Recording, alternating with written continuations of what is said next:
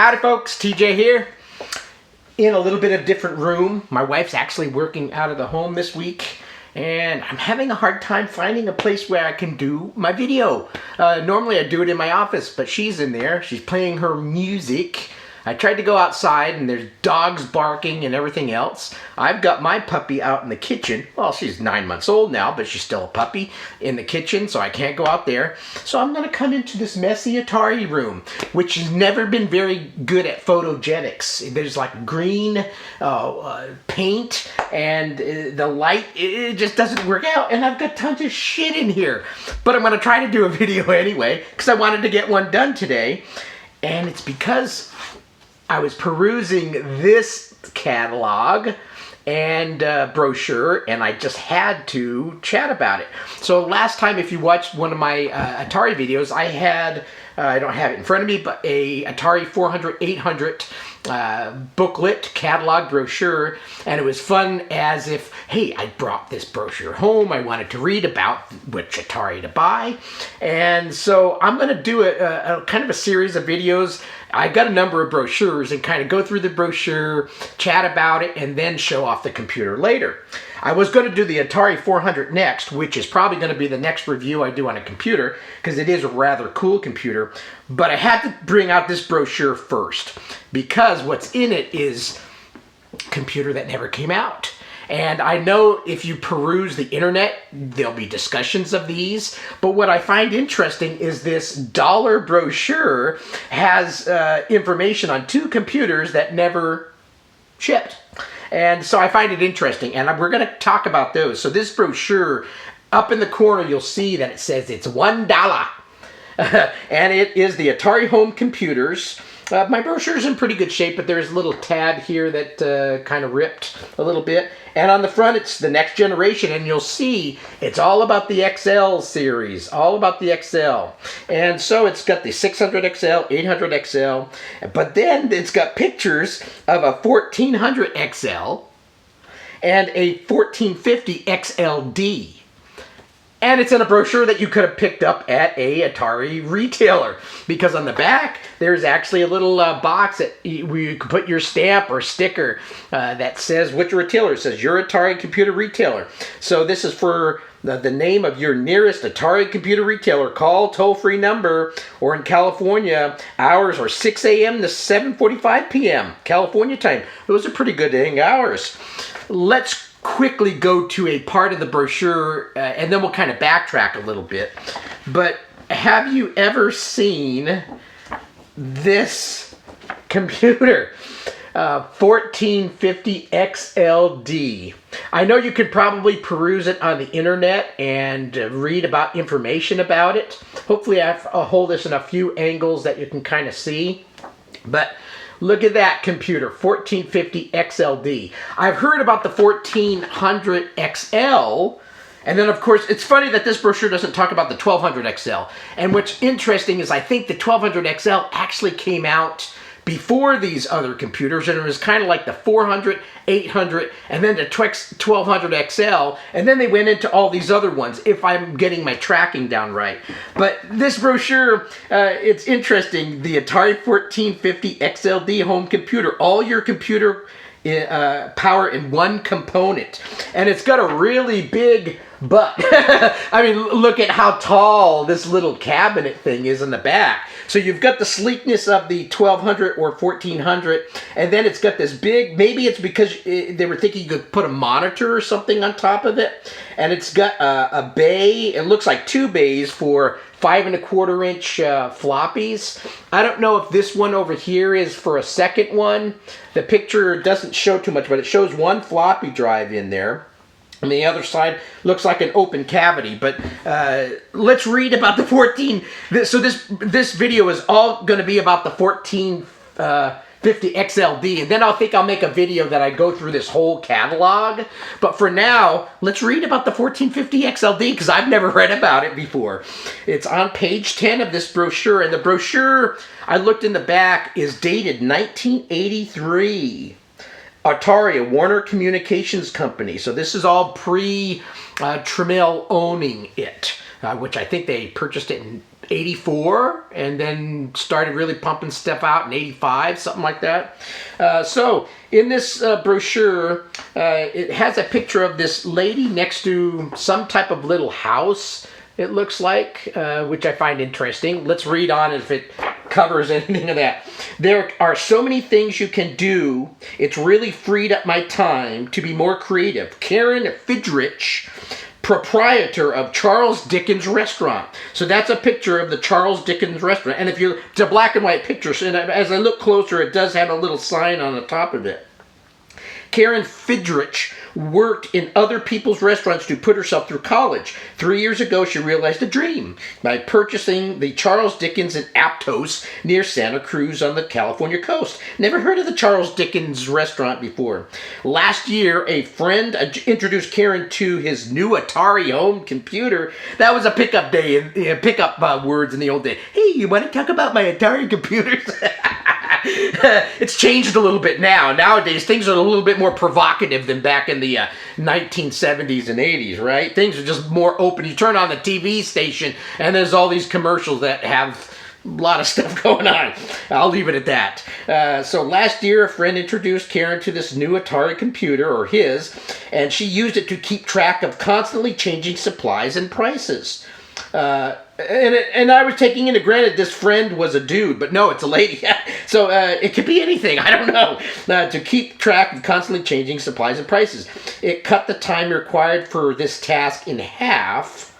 And she began to think up new applications. Now Karen uses the computer to generate financial reports, update a mailing list, and analyze her customers' live to help with planned advertising.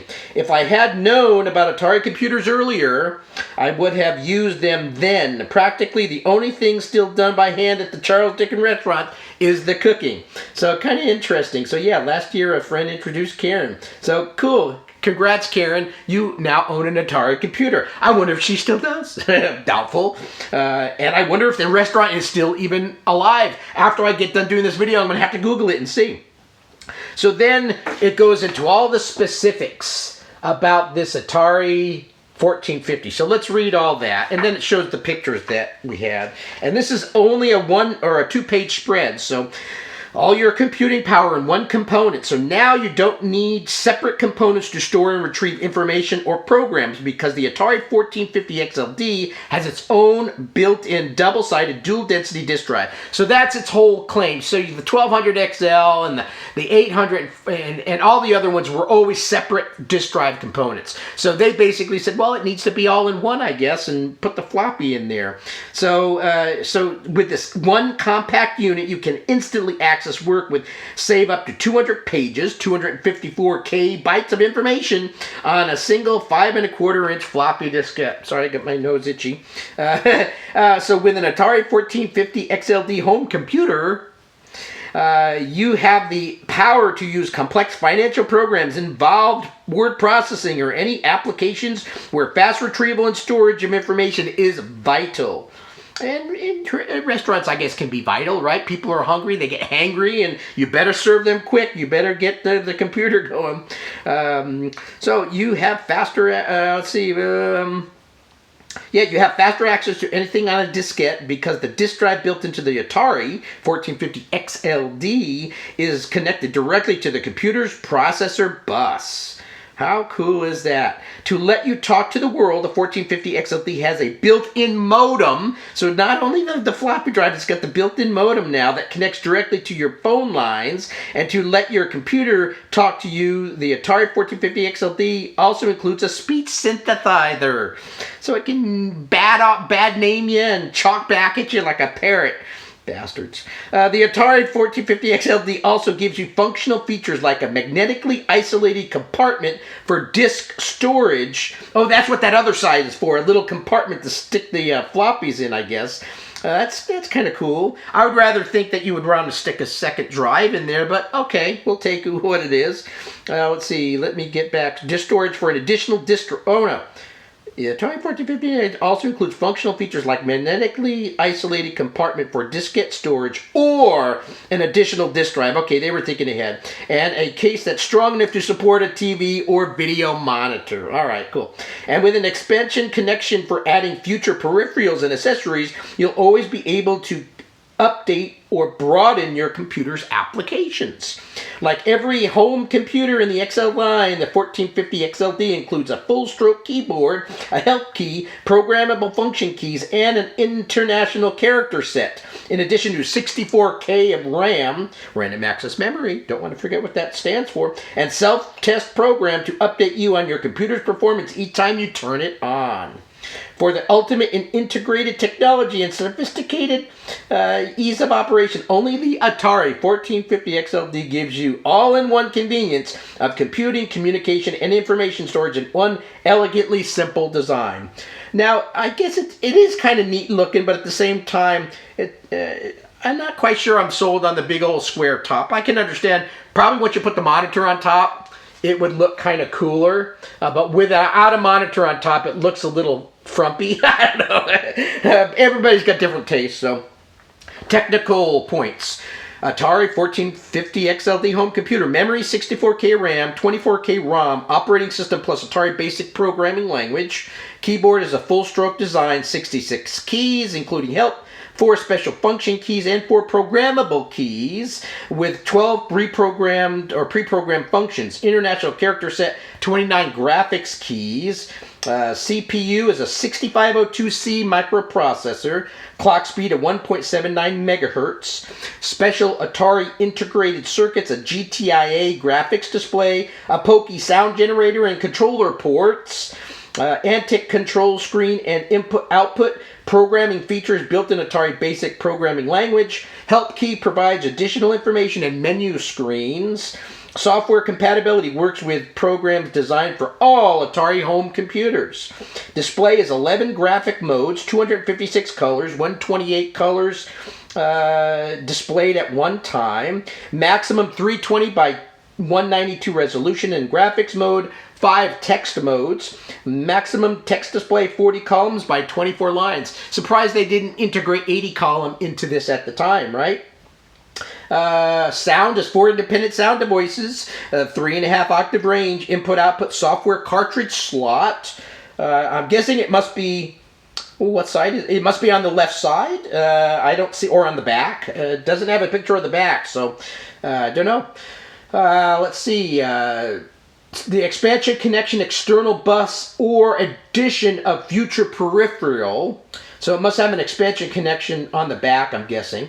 TV output, monitor output, 2 controller ports. So it still had some gaming in mind since it's got controller ports. Serial I/O connector. Disk drive is a built-in double-sided dual density. Slimline, 254K byte storage per diskette. Voice synthesizer translates text to speech with unlimited vocabulary, so it can say swear words. I never say swear words. I only say the word bastard a lot. I mean, I guess it's a swear word, but it's technically a real thing, right? Bastards are. Okay, let's see. Can be programmed directly to use... I've never seen this word before. Phonemes? Phonemes. Phonemes? Is that pre-meme? I don't know. That's kind of a funny word. I've never heard that word before. Telecommunications built-in direct connect modem. Built-in telecommunication software program. 300 baud transmission rate.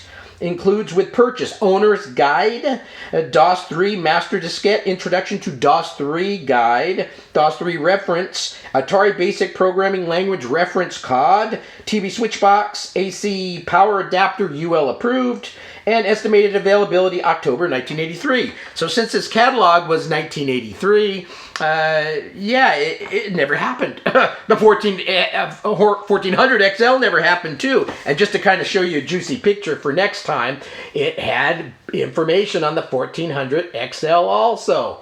Very cool brochure. I'm so glad I stumbled across this in my collection.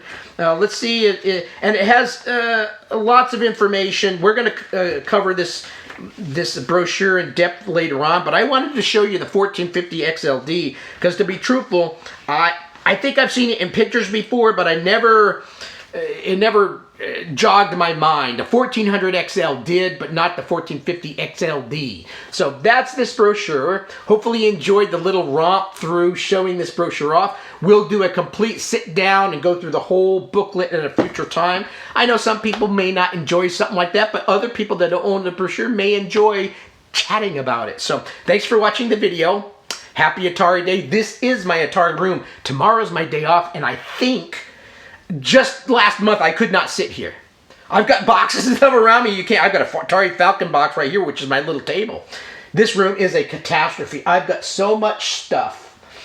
I need to make it workable again, and maybe I'll try to do that tomorrow. So thanks for watching the video. Have a great rest of your day, and happy weekend to you. Bye.